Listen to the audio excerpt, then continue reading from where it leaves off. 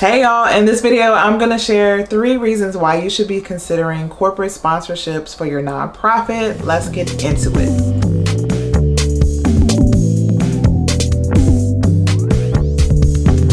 Hey there, this is Tiffany with Boss on a Budget. I help people start their nonprofits and raise money to launch their nonprofits. Thank you so much for watching. If you need help with your nonprofit, make sure you subscribe to this channel because I drop videos every week and I have probably over 200 videos talking about nonprofits, boards, fundraising, all of that good stuff.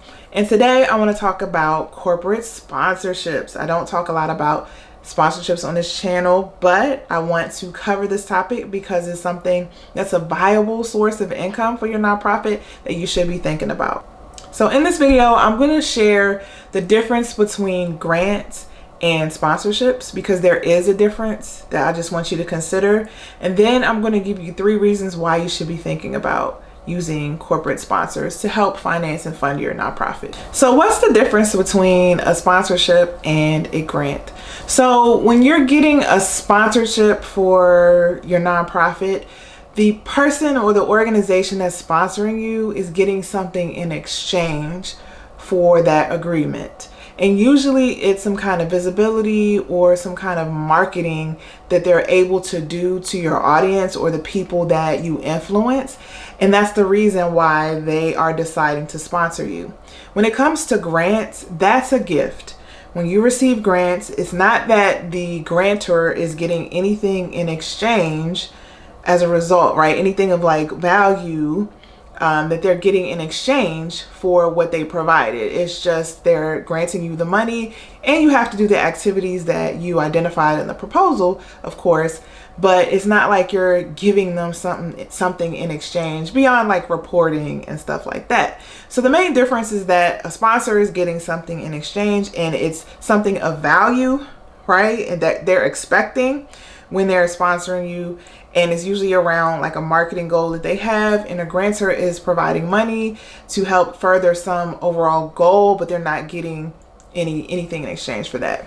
So here are 3 reasons why you should be considering sponsorships for your organization. So when I'm talking about sponsorship in this video, I'm referencing corporate sponsorship. So you're getting sponsors from corporations, so for-profit businesses, to help fund your program activities. One of the main reasons why you should be considering sponsorships is because sometimes they work way faster than grants. So if you've ever applied, especially for a substantial grant, but honestly, it doesn't even have to be a substantial grant. Sometimes it takes months for a grant funder to be able to process a payment to you. And sometimes it's based on a reimbursement basis. So sometimes you have to do the work and then get reimbursed for what you do. And then sometimes it's on a match basis for your grant, which means that you have to put up some of the money in order for the grant funder to fund you, right? So you have to show how much money you have in the bank or that's promised to your organization to be able to even receive the grants. So in other words, there's a lot of red tape around grants. It can be. Some are easy and seamless, but a lot of them are not, especially government grants. And so when you think about how to access money, it often can be quicker or more seamless or more streamlined when you are accepting money from a corporate sponsor. Now, you do have to make sure that you understand the timing of how they give money, because a lot of times corporations make decisions about who they're going to sponsor in certain parts of the year, and they'll make their decisions early on. So if you're only contacting them like 6 weeks before your event, it may be too late, especially if it's during the time of year where they've already made decisions. But you'll just learn that as you begin to identify your sponsors and you begin to work more with them. But even with that, they can often process checks and process monies way sooner than grant funders can. So if you're considering how to get substantial money or lump sums of money and you can't necessarily get that from major donors or individuals, you may want to consider a corporate sponsorship. The second reason why you should consider sponsorships is because there's a lot of ways you can leverage a relationship with a corporation that is different and sometimes more opportunity than with a grant funder. Okay, so let me break that down just a little bit. So I'm talking when you're comparing a foundation and when you're comparing a corporation. Understanding though that sometimes corporations also have foundations. I'm sorry I'm making this complicated, but I want to make sure you're clear, right? Sometimes a corporation can give money through sponsorships, but they also donate money to their foundation, and their foundation may give grants. So when you're looking at getting directly from the corporation through sponsorship versus directly from the foundation, a lot of times you have more opportunities to work with the corporation because there are more ways to get in front of their staff or more opportunities. What do I mean by that? When you work with corporations, you can work with their employees. You can get their employees to volunteer for your organization, right? When you work with corporations, there may be employee giving. So if you're also getting a sponsorship, if their employees know about you, they can add you to whatever employee giving service or that they use to give to local nonprofits. And the employees can give directly through their payroll and all that kind of thing for your organization. You also may get direct money from a corporation. You may be getting sponsorships through their marketing department, but they also may have a community outreach or corporate social responsibility department that may also give direct grants also through the corporation. There's so many different options when you decide to open your world to corporations and start seeking sponsorships, because once you begin to know more about the corporation and who's inside the corporation, then you can begin to see the opportunities present themselves. And a lot of times, most foundations are not going to have as much staff as a corporation is going to have. So just the possibilities of all the connections you can make, all the people you can meet, all the potential ways you can partner, there's more opportunities, more you can leverage on the corporation side than with the grant funder side.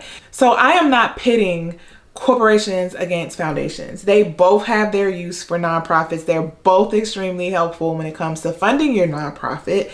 But I'm just pointing out why you should be considering corporate sponsorships, because it can open up your world to so many things that you probably didn't even know existed for your organization. So you absolutely should be thinking about what are the corporations in your area you can partner with, and you can start with sponsorship, but you should also be considering other ways you can get inside of the corporation to make those relationships. And the third reason why you should consider corporate sponsorship is that the application process and the process to get through everything is less cumbersome.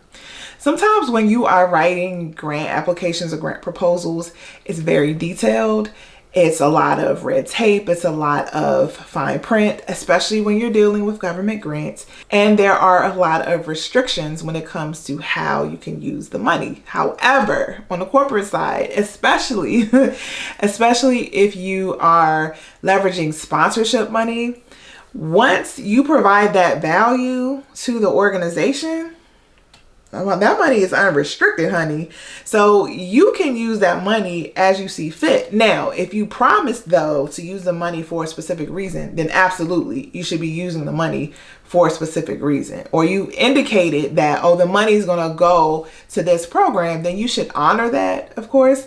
But it gives you way more flexibility than a lot of grants where you can't spend on certain things, or you can't go over this amount or this percentage and all of that. And then it's less cumbersome on the accounting side, because if you have restrictions when it comes to receiving grant money, then you have to track your money a certain way in your chart of accounts. And that can be difficult, and it can cost money to get an accountant to do that.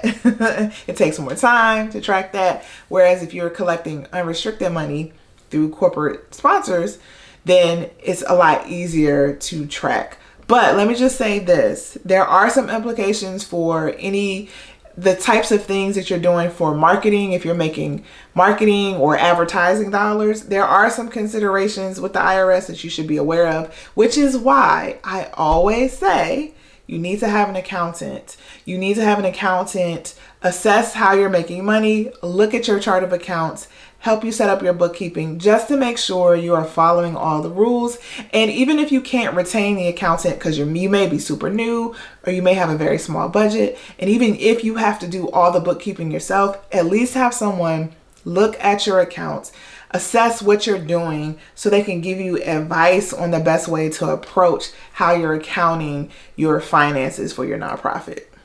If you're looking for other ways to raise money for your nonprofit, so corporate sponsorships and grants are not the only ways you can finance your nonprofit. So if you're looking for explanations of other things you can do to raise money for your nonprofit, I did record a video where I listed out a bunch of options that you have available to you for your nonprofit. If you would like to see that video, I am linking it above. And I also went into detail in my fundraising masterclass where I broke down how to raise money for your nonprofit in over 2 hours of a recorded class that has resources available to help you navigate the nonprofit funding space. And if you need help with your nonprofit, you should make sure to go to my website at bossonabudget.com. There are some free resources for you there.